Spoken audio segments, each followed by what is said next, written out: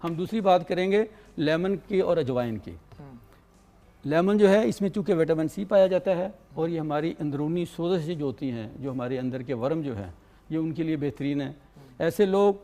جن کو سٹمک میں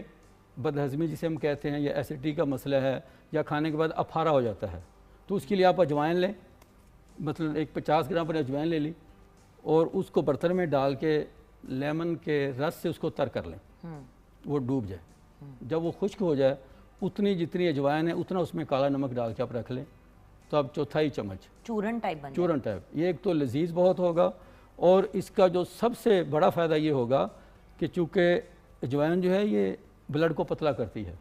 یہ کولیسٹرول کے معاملے میں، بلڈ پریشر کے معاملے میں، یورک ایسڈ کے معاملے میں، اور وہ لوگ جن کا خون بہت زیادہ گاڑھا ہوتا ہے اس کے لیے یہ قدرتی طور پہ آپ کی ہوم ریمیڈی بہترین ہے اور آپ کو بہت سارے مسائل سے